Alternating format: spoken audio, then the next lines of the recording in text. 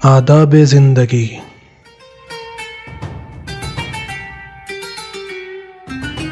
آداب خانیداری، سفر کے احکام، لباس کے آداب اور بھی دیگر آداب جاننے کے لیے دیکھیے تہذیب الاسلام۔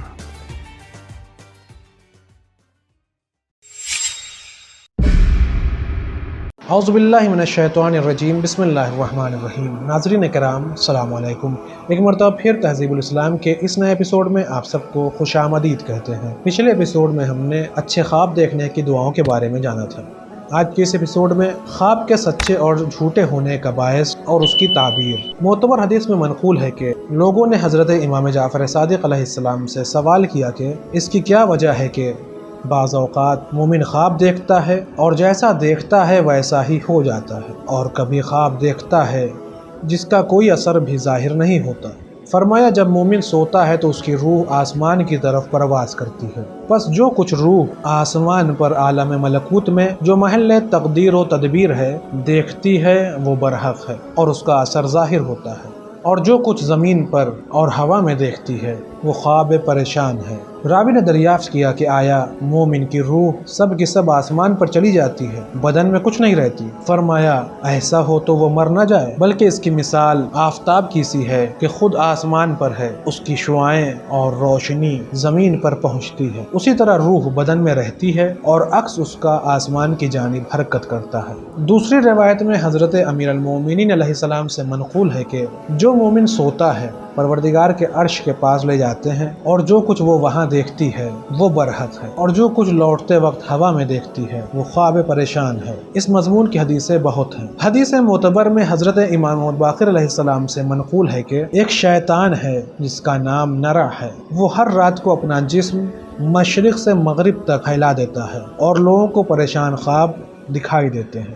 دوسری روایت مروی ہے کہ دو نصرانیوں نے ایک خلیفہ سے آ کر چند سوال کیے، جب وہ جواب میں عاجز رہے تو یہ لوگ حضرت امیر المومنین علیہ السلام کے پاس آئے۔ حضرت امیر علیہ السلام نے کما حقہ ایک بات کا جواب دے دیا۔ از ان جملہ ایک سوال یہ تھا کہ خواب کے سچے اور جھوٹے ہونے کا کیا سبب ہے؟ فرمایا کہ حق تعالیٰ نے روح کو پیدا کیا ہے اور اس کا بھی ایک بادشاہ مقرر کیا ہے، اور وہ بادشاہ نفس ہے۔ جب آدمی سوتا ہے تو روح بدن سے نکل جاتی ہے، مگر بادشاہ بدن میں رہتا ہے۔ اس روح کا گزر فرشتوں کے بھی چند گروہوں کے پاس سے ہوتا ہے اور جنوں کے بھی۔ جو سچا خواب ہے وہ فرشتوں کا اثر ہے، اور جو جھوٹا خواب ہے وہ جنوں کا۔ دوسری روایت منقول ہے کہ مومن کا خواب سچا ہے کیونکہ اس کا نفس پاک ہے اور یقین درست، اور جب اس کی روح بدن سے نکلتی ہے تو فرشتوں سے ملاقات کرتی ہے، اسی سبب سے اس کا خواب بے منزلہ وحی کے ہے۔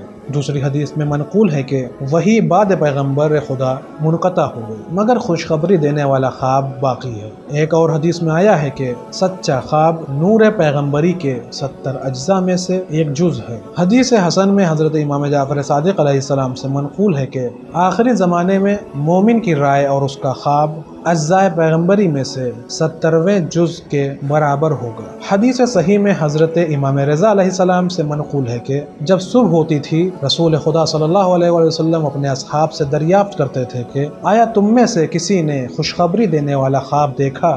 دوسری معتبر حدیث میں حضرت امام محمد باقر علیہ السلام سے منقول ہے کہ ایک شخص نے حضرت رسالت مآب سے اس آیت کی تفسیر دریافت کی کہ الذین آمنوا وَكَانُوا يَتَّقُونَ لَهُمْ بُشْرَى فِي الْحَيَاةِ الدُّنْيَا وَفِي الْآخِرَةِ، جو لوگ ایماندار اور پرہیزگار ہیں ان کے لیے زندگانی دنیا میں بھی خوشخبری ہے اور آخرت میں بھی۔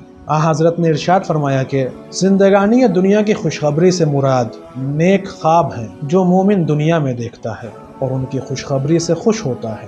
دوسری معتبر حدیث میں فرمایا کہ جھوٹے خواب جن کا اثر نہیں ہوتا وہ خواب ہیں جو رات کے اول حصے میں دکھائی دیتے ہیں۔ یہ سرکش شیطانوں کے غلبہ پانے کا وقت ہے اور چند خیالات کو مشکل کر دکھاتے ہیں جن کی اصلیت کچھ نہیں ہوتی، اور چند خیالات کو مشکل کر دکھاتے ہیں جن کی اصلیت کچھ نہیں ہوتی۔ رہے سچے خواب وہ گنتی ہی کے ہوتے ہیں اور رات کی پچھلی تہائی میں तुलुए सुबह सादिक तक दिखाई देते हैं। ये फरिश्तों के उतरने का वक्त है। ये ख्वाब झूठे भी नहीं होते, सिवाय उसके कि मोमिन नापाकी की हालत में या बेवजू सो गया हो या सोने से पहले जो कुछ खुदा का जिक्र और उसकी याद करनी चाहिए वो न किया हो। इन हालतों में उसका ख्वाब सच्चा न निकलेगा या उसका असर देर में होगा। हज़रत इमाम अली इब्न मूसा रज़ा अलैहिस्सलाम से मनक़ूल है कि जनाब रसूल खुदा सल्लल्लाहु अलैहि वसल्लम ने फरमाया कि जिसने मुझे ख्वाब में देखा वो ऐसा ही है जैसा कि बेदारी में देखा, क्योंकि शैतान मेरी शक्ल अख्तियार नहीं कर सकता और न मेरे औसिया में से किसी की शक्ल अख्तियार कर सकता है और न अहले बैत पर खालिस ईमान रखने वालों में से किसी की। और सच्चे ख्वाब पैगंबरी की 70 हिस्सों में से एक हिस्सा है। आज के इस एपिसोड में बस इतना ही। इंशाअल्लाह अगले एपिसोड में फिर मुलाकात होगी। तब तक के लिए शुक्रिया। खुदा हाफिज़। सिदरतुल मुंतहा।